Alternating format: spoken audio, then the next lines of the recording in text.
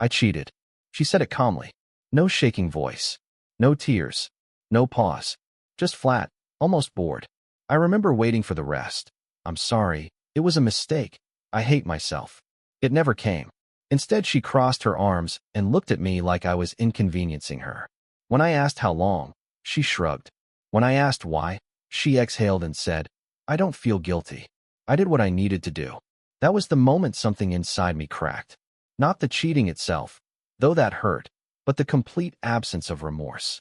I told her this was destroying me. She replied, You'll survive. You always do. No anger. No defensiveness. Just certainty. Like she'd already moved on, and I was the last chore she hadn't finished.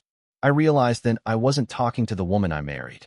I was talking to someone who had already rewritten our entire history and placed the blame neatly at my feet. She said I'd been distant, that I'd failed her emotionally, that any woman in her position would have done the same. And she said it like it was common sense. I remember thinking, this marriage didn't just end. It ended a long time ago. Before everything broke, our marriage looked solid from the outside. We had routines, shared plans, inside jokes that only made sense to us. We weren't wildly romantic, but I believed we were steady, and I told myself that steadiness was what adult love looked like. We worked, paid bills, talked about the future like it was a given. I trusted her completely. I never checked her phone, never questioned where she went or who she talked to. The idea that she could betray me honestly never crossed my mind. I thought loyalty was automatic when you chose someone. I thought commitment meant you protected the relationship, even during the dull or difficult seasons. When she seemed stressed or distant back then, I assumed it was work or life or just one of those phases people go through. I stepped in more, tried to be supportive, tried to be patient. I believed effort was the answer to everything. What I didn't understand at the time was that she wasn't drifting with me. She was drifting away. And while I was still treating the marriage like something we were building together, she had already started treating it like something temporary. The changes were small enough to dismiss, which is why I did. She started guarding her phone, not dramatically, just casually turning the screen down when I walked by. Her texts became shorter, colder. She laughed less around me, but smiled at messages she said were nothing. When I asked who she was talking to, she answered too quickly, like she'd rehearsed it. Just a friend from work. I didn't push.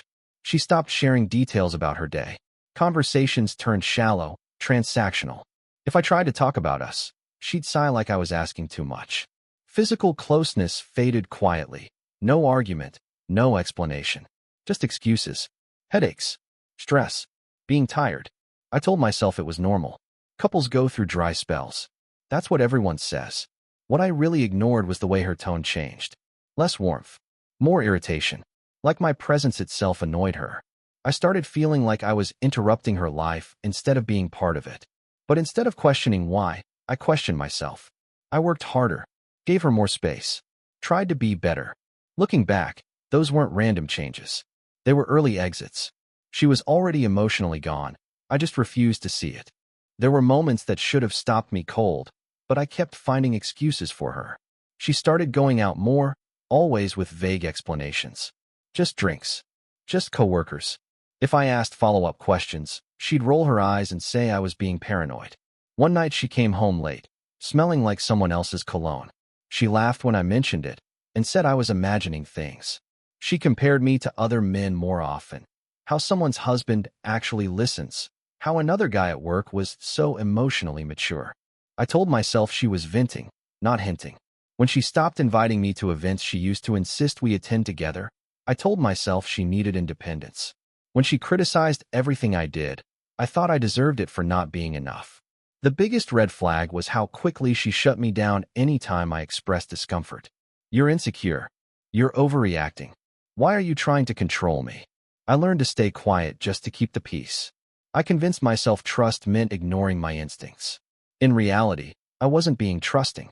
I was being trained to doubt myself, while she did whatever she wanted. The first real moment hit me out of nowhere. We were sitting on the couch, the TV on, not really watching it. I reached for her hand out of habit. She pulled away instantly, like she'd touched something hot. No explanation. Just a sharp glance and a quiet, annoyed, not right now. The tone wasn't tired. It was defensive. A few minutes later her phone buzzed. She smiled. Not a polite smile, a soft one. The kind I hadn't seen in months. When I asked what was funny, she locked the screen and said, "Nothing." That word landed heavier than it should have. I remember my chest tightening, my mind racing, trying to calm itself down. You're imagining things. Don't start a fight over nothing. But something inside me didn't settle. It stayed alert, watching. For the first time, I felt like I was sitting next to a stranger who knew something I didn't. That night, lying in bed next to her, I realized I felt alone with my wife, and that feeling scared me more than any argument ever had. After that night, her behavior changed fast. Not dramatically, strategically. She became colder, more distant, like she was managing me instead of living with me. Conversations turned clipped. Eye contact disappeared.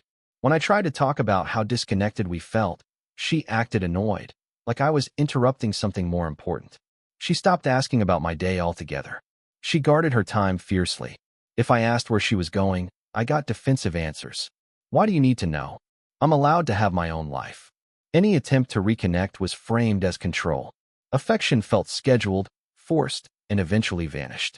When I noticed and asked, she said, "I'm just not that affectionate anymore." As if that was a permanent personality update I was supposed to accept. What hurt the most was how normal all of this seemed to her. Like she had already adjusted to a life without me emotionally, and I was the only one struggling to keep up. I started feeling like a problem she needed to manage until she figured out her next move. That's when I realized this wasn't distance anymore. It was preparation. The lies weren't dramatic. That was the problem. They were small, careless, and inconsistent. One day she said she worked late. The next day, she said the office was closed early.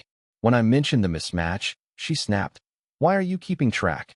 Another time she told me she was with a friend, then later complained about being alone all evening. When I pointed it out, she laughed and said I misunderstood. Details kept shifting. Names changed. Timelines blurred. If I asked again, I was accused of interrogating her. "I already told you," she'd say, even when she hadn't. I started replaying conversations in my head, wondering if I was losing it. That was the worst part. The way her lies made me doubt my own memory.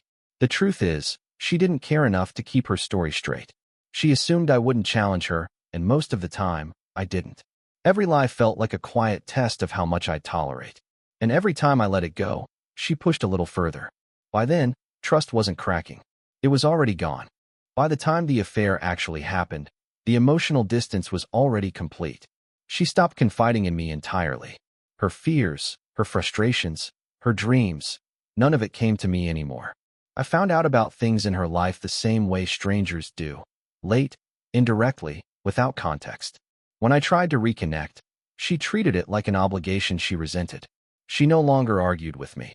And at the time I thought that meant things were calmer. Now I know it meant she'd stopped caring enough to fight. Silence replaced conflict. Indifference replaced affection. I was still emotionally invested, still trying to fix something she had already abandoned. Meanwhile, she was building intimacy somewhere else, brick by brick, while leaving me with the empty shell. The hardest part is realizing that the affair didn't start with sex. It started when she chose someone else as her emotional home. By the time I learned the truth, I was already living with a stranger who had quietly replaced me long ago. I didn't catch her in the act. It wasn't dramatic. It was worse. I found it in fragments, a message preview that disappeared too fast, a calendar entry she forgot to delete, a name I didn't recognize showing up too often. One night, while she was in the shower, her phone lit up. I wasn't even trying to snoop. The screen showed a message, "I missed last night." My hands went cold. My heart didn't race, it dropped. When I confronted her later, calmly, she didn't deny it. She didn't panic. She looked tired, almost relieved, like the secret had been weighing on her. "Yes," she said. "I'm seeing someone." No apology. No explanation. Just a statement of fact. I asked if it meant anything. She said, "It means I feel alive." That's when I understood this wasn't a mistake or a lapse in judgment. It was a choice she'd already made, long before I knew. And in that moment, standing in our kitchen, I realized I had been the last person to find out my marriage was over. The confrontation wasn't explosive. There was no screaming, no panic, no tears. That's what made it unbearable. I asked her directly who he was and how long it had been going on. She leaned back in her chair, arms crossed, like she'd been waiting for this moment. "Does it really matter?" she said. You already know. I told her I was shattered, that this destroyed everything I believed we had. She looked at me calmly and said, I didn't plan to hurt you, but I'm not going to apologize for choosing myself. Every word felt rehearsed, detached, like she'd practiced justifying this long before I ever asked. When I asked if she ever felt guilty, she shook her head. No, I was lonely. You weren't there for me. That sentence hit harder than the cheating itself. Not because it was true, but because she used it as a weapon. In that moment, I understood this wasn't about fixing anything. It was about her rewriting the story so she could walk away clean, while I carried the damage. That's when I realized she didn't need the truth. She needed an excuse. What stunned me wasn't what she did. It was how little she cared. She didn't cry. She didn't hesitate. She didn't ask if I was okay. When I told her I was barely holding myself together, she looked at me with something close to impatience. I can't carry your emotions, she said. This isn't about you. She spoke like guilt was beneath her, like remorse was something weak people felt. When I asked if she ever thought about how this would affect me, she replied, I can't live my life worrying about your feelings. That sentence settled in my chest like a weight. It wasn't just that she cheated. It was that she felt entitled to do so without consequences. She framed herself as brave, honest, evolved. I was painted as the obstacle, the burden, the reason. In her version of events, cheating wasn't betrayal, it was self-care. And I realized then that no apology was coming. Because in her mind, she had done nothing wrong. That's when it hit me. You can't reason with someone who feels justified hurting you. After the confrontation, everything caught up to me at once. The shock wore off, and what replaced it was a crushing emptiness. I couldn't sleep. When I did, I woke up gasping, replaying her words over and over. No guilt, no regret. I went to work like a ghost, staring at screens without seeing anything. Simple tasks felt impossible. My body was functioning, but my mind had shut down. I kept asking myself how I missed it. How I let someone drain me emotionally and still convince me it was my fault. I blamed myself for trusting her, for loving her, for believing loyalty was mutual. Some nights I sat alone in the dark, trying to understand how the person I planned a future with could dismantle me so casually. That was my lowest point. Not the cheating, not the lies, but the realization that I had been grieving a marriage she had already buried. I wasn't just heartbroken. I was disoriented, lost. And for the first time, I understood how betrayal doesn't just break your heart, it breaks your sense of reality. The shift didn't come with confidence or strength. It came with exhaustion. I realized I was the only one trying to save something that no longer existed. Every conversation felt like begging for basic decency. Every question was met with indifference or blame. I wasn't her partner anymore. I was an obstacle in her way. I noticed how little effort she made once I stopped asking. No texts, no concern, no attempt to check in. And that silence told me more than any confession ever could. I understood then that chasing her wasn't love.